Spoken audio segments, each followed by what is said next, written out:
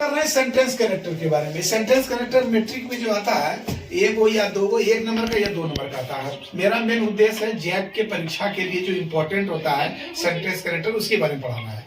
दरअसल sentence connector आया क्या, हम लोग जो पार्ट्स ऑफ स्पीच पढ़ते हैं, noun, pronoun, verb, adjective, adverb, preposition, conjunction, interjection, ये कंजक्शन के अंतर्गत आता है। CONJUNCTION। क्योंकि कंजक्शन डिफाइन ये करता है कि या तो ये टू वर्ड्स को जोड़ता है या टू फ्रेजेस को या टू सेंटेंसेस को। हम बात करेंगे सिर्फ सेंटेंस जोड़ने की बात, इसलिए इतना ही लेना है हमको, इसीलिए इसको हम लोग सेंटेंस कनेक्टर कहते हैं। क्योंकि यहाँ वर्ड जोड़ने और फ्रेज जोड़ने की बात नहीं आती है सेंटेंस कनेक्टर में, यहाँ बात आती है सेंटेंस जोड़ने की बात। क्योंकि ये कंजक्शन में जो हम लोग परिभाषित किए हैं, इसमें ये कहता है दो वर्ड को जोड़ने वाला या दो फ्रेज को जोड़ने वाला या दो सेंटेंस को जोड़ने वाले को हम कंजक्शन करते हैं। लेकिन यहाँ कंजक्शन करके नहीं, सेंटेंस कनेक्टर करके हमको पढ़नी है। तो सेंटेंस कनेक्टर का मतलब हुआ सिर्फ ये दो सेंटेंस को जोड़ने वाला वर्ड्स। रही बात, अब रही इस तरह का पढ़ते हैं। एक पढ़ते हैं सबऑर्डिनेट, SUBORDINATE, और दूसरा पढ़ते हैं हम लोग कोऑर्डिनेट। तो ये सेंटेंस दो तरह का होता है, सबऑर्डिनेट और कोऑर्डिनेट। हम बात करेंगे यहाँ, पहले समझा देंगे, ऐसे आता है जो हमारे जेक एग्जाम में सबऑर्डिनेट के बारे में, लेकिन दोनों के बारे में बता दे। इसको असल में हम लोग कहते हैं आश्रित संयोजक, इसको अनाश्रित। जो निर्भर करा दे, एक क्लाउज दूसरे क्लाउज पर निर्भर करता हो, वैसा जोड़ने वाले सेंटेंस कनेक्टर को हम सबऑर्डिनेट सेंटेंस कनेक्टर कहते हैं। लेकिन अगर एक क्लाउज दूसरे क्लाउज पर डिपेंड नहीं है या एक का दूसरे से कोई रिश्ता नहीं जोड़ा जा रहा है, वैसा जोड़ने वाले दो क्लाउज के सेंटेंस कनेक्टर को हम कोऑर्डिनेट सेंटेंस कहते हैं। उदाहरण के तौर पर लेते हैं, जैसे I will help you if you ask. यहां देखिए क्या कहता है, मैं तुम्हारी मदद करूंगा यदि तुम कहोगे। तो डिपेंड है कि कहोगे तो मदद करेंगे। तो ऐसे सेंटेंस कनेक्टर को, जो सेंटेंस कनेक्टर एक क्लाउज पर दूसरा क्लाउज निर्भर कराता है, ऐसे सेंटेंस कनेक्टर को हम सबऑर्डिनेट सेंटेंस कनेक्टर कहते हैं। ठीक है। और जब निर्भर नहीं कराओगे, जैसे निर्भर नहीं कराए, जैसे अगर कह दिया जाए कि I am poor but you are rich. अब देखिए, मैं गरीब हूं लेकिन तुम अमीर हो, लेकिन तुम अमीर हो। यहां जो रिच लिखते हैं हम, तुम यहां जो सेंटेंस कनेक्टर है बट, मेरे गरीब होने से तुम अमीर हो गए हो या तुम्हारे अमीर होने से तो हम गरीब नहीं हुए। तो ये डिपेंड नहीं कराता, इसलिए इसको इंडिपेंडेंट सेंटेंस कनेक्टर यानी अनाश्रित संयोजक करते हैं। लेकिन हम बात करेंगे सिर्फ सबऑर्डिनेट सेंटेंस कनेक्टर के बारे में ही बात करेंगे, जो हमको तैयारी, परीक्षा के तैयारी के लिए, जैक के तैयारी के लिए जरूरी है। हम पूरा मिटाते हैं सेंटेंस कनेक्टर का।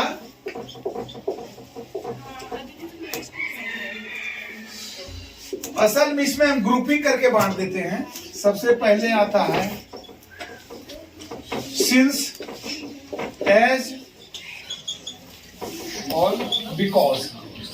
सिंस जिसका अर्थ होता है चूंकि, ये जैसा कि या क्योंकि, या क्योंकि। और ये भी होता है क्योंकि। दूसरा ग्रुप होता है इसका बिफोर या आफ्टर, बिफोर या आफ्टर। इसके बाद आता है टिल,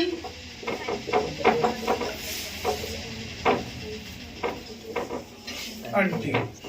ये बिफोर का अर्थ होता है पहले, और इसका आफ्टर का होता है बाद। ये दोनों का अर्थ होता है तक। ठीक है। और एक आता है देन, जो तुलना में से।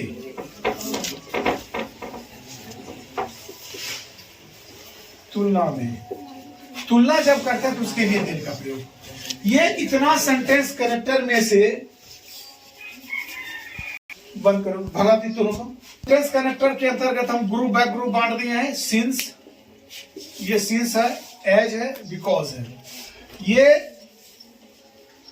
सिंस माने चूंकि होता है, ये एज माने जैसा कि, या हम इसको बोलेंगे क्योंकि, बिकॉज क्योंकि। फिर बिफोर जिसका अर्थ होता है पहले, और आफ्टर बाद। टिल और अनटिल दोनों का तक होता है अधिक दिन। इतने सेंटेंस कनेक्टर को ही आपके एग्जाम में पूछी जाएगी। हम एक एक करके ग्रुप बाय ग्रुप लेते हैं। सबसे पहले लेते हैं सिंस, एज और बिकॉज को। सिंस, एज और बिकॉज। चूंकि इसका प्रयोग चूंकि, जैसा कि, क्योंकि पहले बता दिए हैं। इसका अर्थ होता है चूंकि, ये हुआ जैसा कि, और ये क्योंकि। ये तीनों का प्रयोग दरअसल में कारण के लिए आता है। कारण, जिसको हम अंग्रेजी में रीजन कहते हैं। क्या कहते हैं? रीजन। अब देखिए, इसका प्रयोग जब भी होगा, सिंस का प्रयोग, ये यानी कहने का मतलब बीच में, शुरू में और बीच में। इसका प्रयोग भी वही होगा, शुरू में या बीच में। लेकिन बिकॉज का प्रयोग जो होता है सिर्फ बीच में करते हैं। प्राय सेंटेंस में ही देखा गया। अब तो कुछ ऐसा जगह है जहां बिकॉज से भी सेंटेंस शुरू किया जाता है, लेकिन ध्यान रहे कि बिकॉज का प्रयोग बीच में ही करना चाहिए। लेकिन तीनों का प्रयोग जब कारण वाली बात आती है वैसी स्थिति में प्रयोग होती है। अब जैसे है, देखो, since she was still she didn't go to school.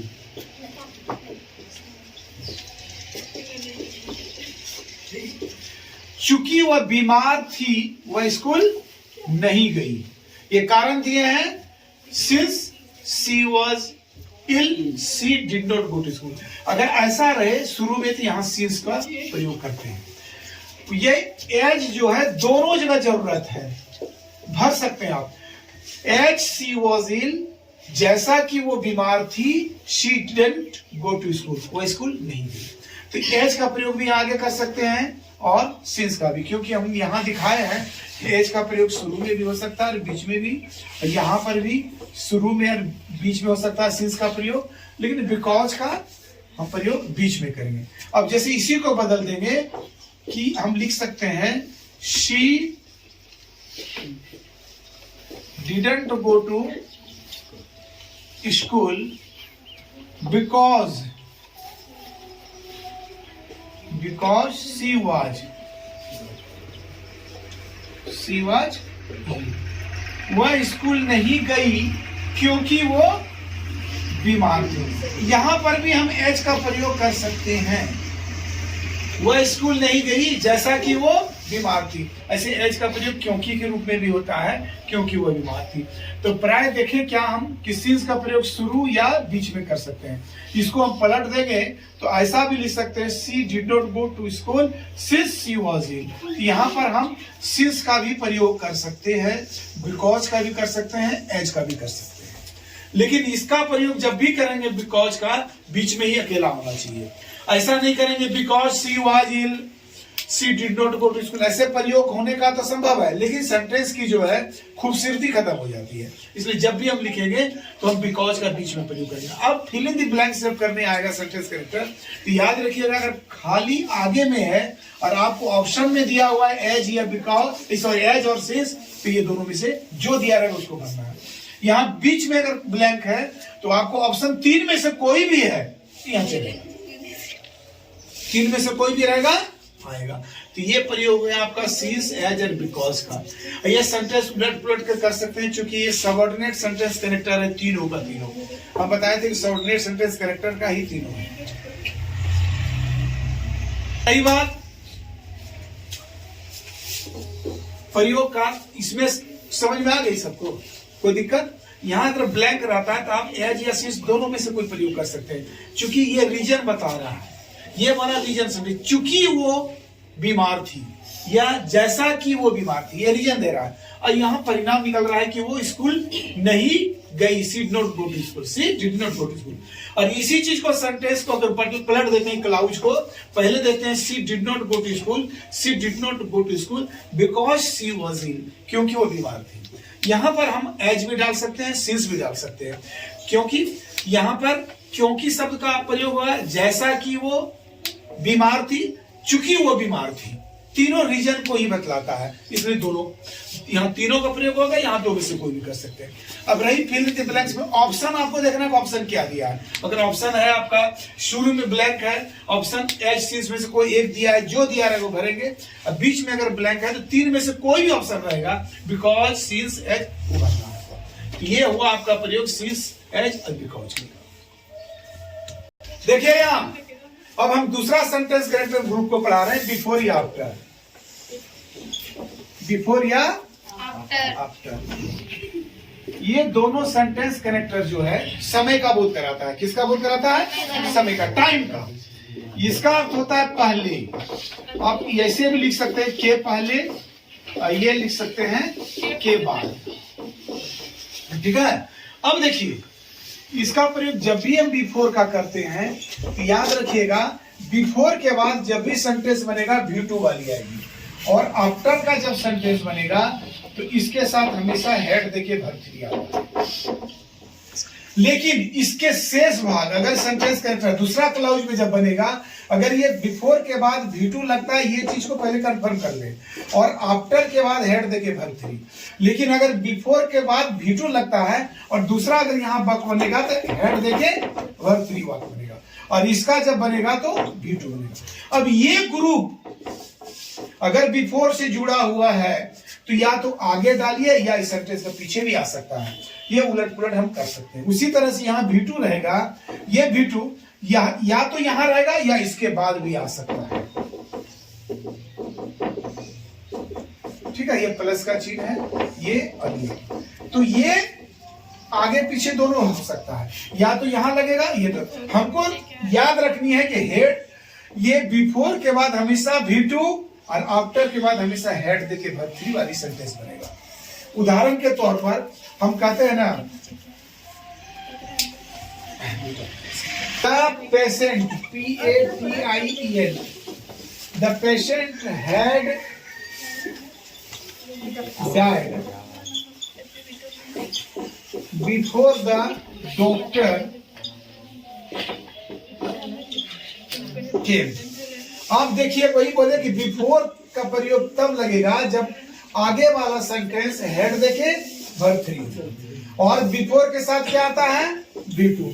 यहाँ बिफोर के बाद V2 आया है, तो अगर देखेंगे कोई ऐसा सेंटेंस होता है जहां पहले हेड देके वर्ब 3 है बिफोर के पहले, और द डॉक्टर केम में यहाँ पता चलता है कि V2 है। अगर V2 है तो ऐसे जगह में सेंटेंस करते बिफोर का प्रयोग होता है। हम ये भी बोले थे कि बिफोर के साथ V2 लगेगा, हेड देके वर्ब 3, चाहे तो आगे डालो ये पीछे, या ऐसे भी हम लिख सकते हैं। अगर बिफोर से शुरू होता है,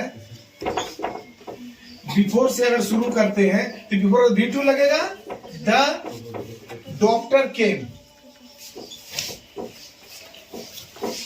द डॉक्टर केम, अब कॉमा देंगे, the patient had died, the patient had, हो गया। तो आप बिफोर भी आगे आएगा तो यहां पर भी भर सकते हैं आप। मेन देखना है कि बिफोर के साथ हमारा V2 लग रहा है, V2 आ रहा है, केम है सर ये, तो ये जो केम आया ये V2 है। तो यहां पर जब भी दूसरा भाग में भी जाएगा, ये सेंटेंस को अगर बाद में भी करेंगे तो चलेगा, हमारा पेशेंट मिल जाएगा। इस तरह भी सेंटेंस बनेगा। यहाँ पर सेंटेंस सेंटर बिफोर लगा है, यहाँ क्या है? अब चलते हैं हम आफ्टर की बात। होता है के बाद, क्या होता है? के बाद। दरअसल आफ्टर के बाद हम बताए थे कि आफ्टर का प्रयोग जब होता है इसके बाद हेड देके होता है, हेड देके। अब इसके ये जो करेक्शन है, इसके पहले या तो V2 होगा या बाद में V2 होगा, ये कहीं न कहीं यहाँ हो या यहाँ हो, दो में से कहीं न कहीं V2 लगेगा। अब जैसे क्या बोलते हैं कि क्या पुलिस, द पुलिस केम,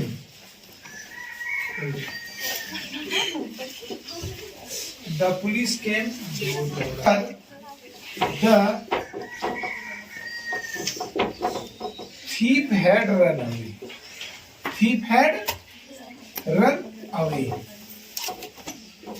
यहाँ आफ्टर का प्रयोग करेंगे जब आफ्टर के बाद हम बता दिए थे कि हेड देके वर्ब 3 हुआ, हेड देके वर्ब 3 आया, उसका V2 या तो पीछे होगा या आगे होगा। यहाँ आगे है, हम इसको पीछे भी कर सकते हैं, तब सेंटेंस आफ्टर से शुरू करना होगा। तो यहाँ अगर शुरू करते हैं आफ्टर से, आफ्टर द thief had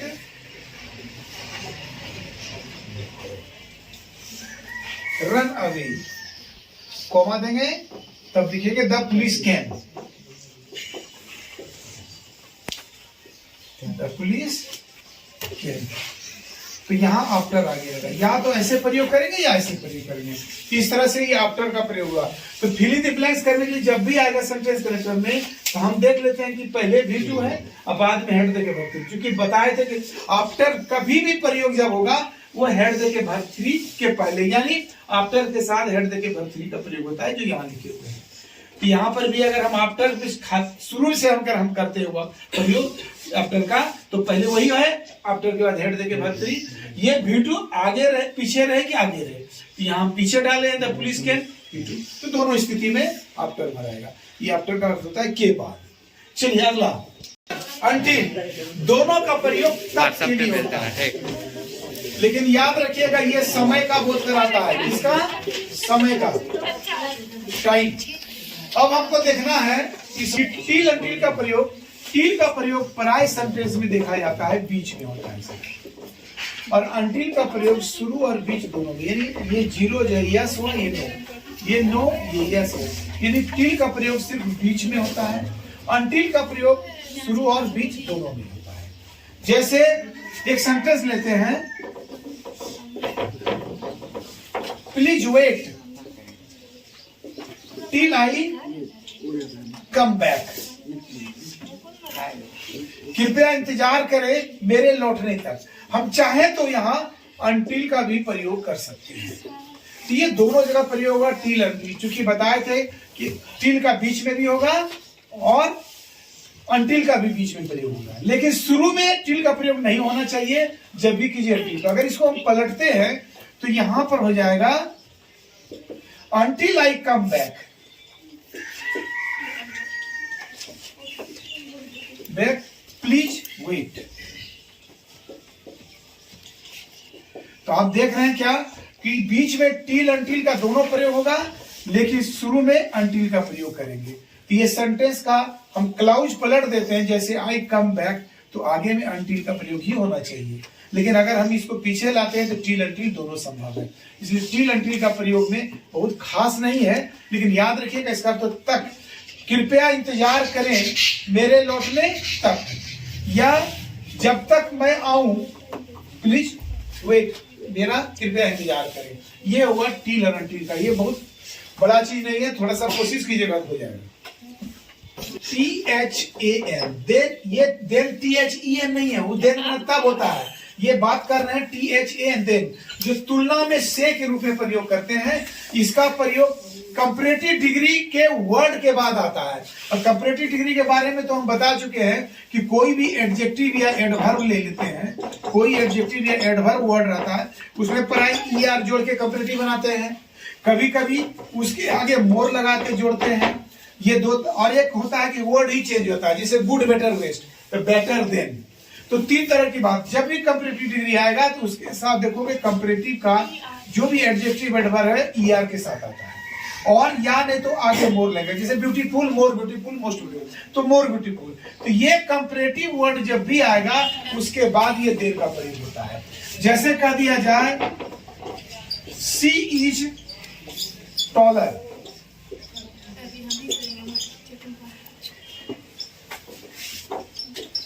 हम आपके सामने सेंटेंस लिखे हैं, शी इज टॉलर, ब्लैंक दिए हैं,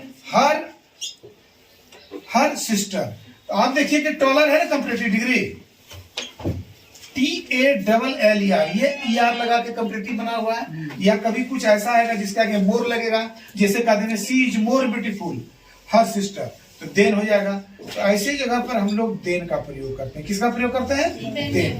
तो देन बहुत आसान है, कोई भी कंपैरेटिव डिग्री का वर्ड आवे तो उसके बाद जो आएगा देन, वो सेंटेंस कनेक्टर का प्रयोग करेगा। याद रहे कि इधर भी एक सेंटेंस हो, इसलिए सेंटेंस बनाने में इज लगा दिए। तो she is taller than her husband is डालेंगे तब ना क्लाउज बनेगा, एक सेंटेंस बनेगा। और वैसे स्थिति में यहाँ पर देन लग रहा है। तो यही था आपके सामने सेंटेंस कनेक्टर। सबसे पहले हम पढ़ाए सिंस, एज, बिकॉज। दूसरा पढ़ाए हम बिफोर, आफ्टर। तीसरा पढ़ाए टिल, अनटिल। और चौथा आपका देन। तो ये इतना आपका सेंटेंस कनेक्टर है। इस सेंटेंस कनेक्टर का ही प्रयोग हमको जानना है कि आने वाली आगामी परीक्षा जैक के लिए, और इसको भली भांति रिवीजन करना है। चलिए।